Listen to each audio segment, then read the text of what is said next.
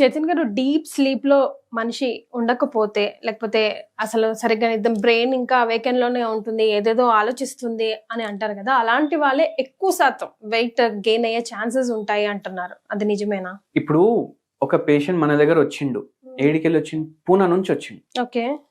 ఆ patient weight నా దగ్గర వచ్చినప్పుడు 130 కిలోలు, 130 kgs.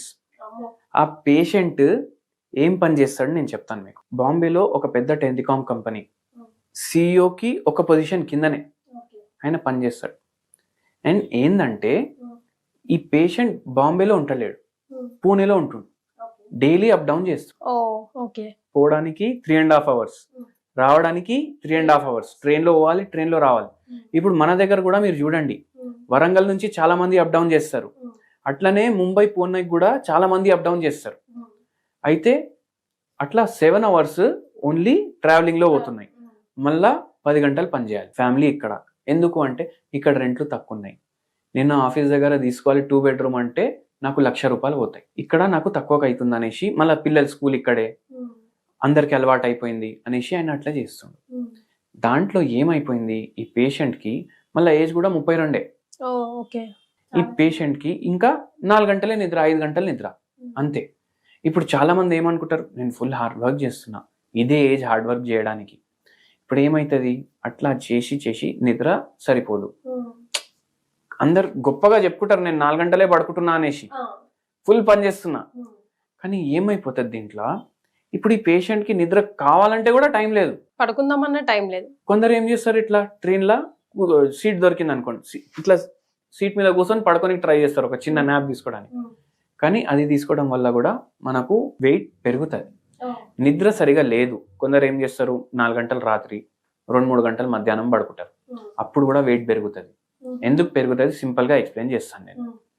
1 day ఎవరైనా పడుకోలేదు అనుకోండి, నెక్స్ట్ డే ఆకలి ఎక్కువ అవుతుంది, నెక్స్ట్ డే షుగర్ లెవెల్ ఎక్కువ చూపిస్తుంది, నెక్స్ట్ డే హార్ట్ రేట్ కూడా ఎక్కువ చూపిస్తుంది. ఎందుకంటే మన స్లీప్ సైకిల్ ఏదైతే ఉంటుంది, మనం 7-8 గంటలు కంపల్సరీ పడుకోవాలి, అట్ అ స్ట్రెచ్ పడుకోవాలి.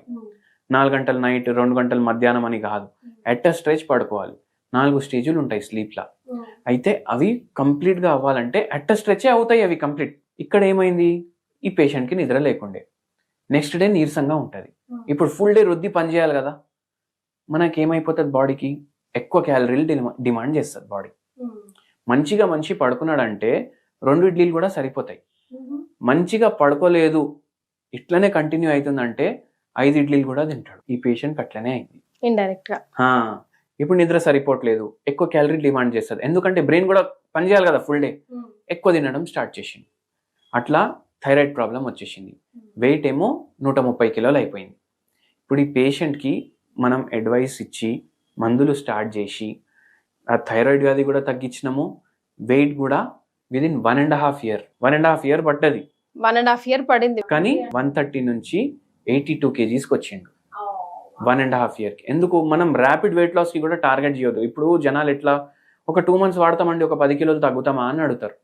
10 కిలోలు తగ్గితే మీ బాడీకే ఎఫెక్ట్ అవుతుంది. అట్లా కాదు, న్యాచురల్ గా తగ్గాలి, స్లో అండ్ స్టడీ తగ్గాలి. మళ్ళా తర్వాత అది మీరు మందులు మానేసినాక మీకు మళ్ళీ వెయిట్ గెయిన్ అవ్వద్దు, బ్యాక్ ఫైర్ కావద్దు. అట్లా మనం ట్రీట్మెంట్ ఇచ్చినాం ఆ పేషెంట్ కి, అండ్ వెయిట్ మొత్తం తగ్గించినాం. సో అప్పుడు మీరు ఏం ప్రికాషన్స్ మైండ్ లో పెట్టుకున్నారు, ఎలాంటి ఫుడ్ స్ట్రక్చర్ ఏమైనా చెప్పున్నారా ఆయనకి ఇంట్లో, హోమ్ రెమెడీస్ లాగా అట్లా? ఇప్పుడు ఒక సింపుల్ లాజిక్, మనకు వెయిట్ పెరుగుతుంది, మనకు ఎటువంటి రోగాలు లేవు, అంటే థైరాయిడ్ వ్యాధి లేదు, పీసీఓడి లేదు, పీరియడ్స్ ప్రాబ్లమ్స్ లేవు, షుగర్ లేదు, బీపీ లేదు, ఏ హెల్త్ ప్రాబ్లమ్స్ లేవు, అయినా మనం వెయిట్ పెరుగుతున్నాం అంటే ఏంది, మన నిద్ర అయినా సరిగా ఉండదు, లేదంటే మనకు ఫిజికల్ యాక్టివిటీ ఉండదు, లేదంటే మన బాడీకి ఎంత అవసరం మనం దానికన్నా ఎక్కువ తింటున్నాం.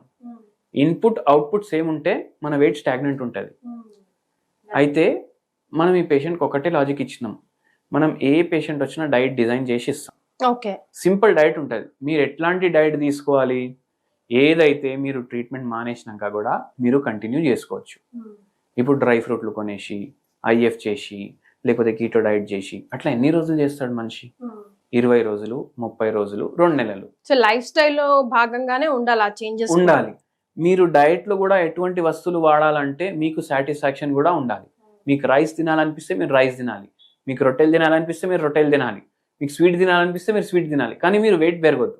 అప్పుడు ఏం చేయాలి, మీరు ఎంతైతే తింటున్నారు దానికన్నా సగమే తినాలి. మీరు మీ మైండ్ తోటి మాట్లాడుకుంటాం, మనం సెల్ఫ్గా మాట్లాడుకుంటాం కదా, అట్లా సెల్ఫ్గా బ్రేక్ఫాస్ట్ టైంలో మాట్లాడుకోవాలి. అరే ఎన్ని ఇడ్లీలు తింటావు, 4 అని చెప్తుంది మైండ్, 2 తినేసి ఆపేసేయాలి.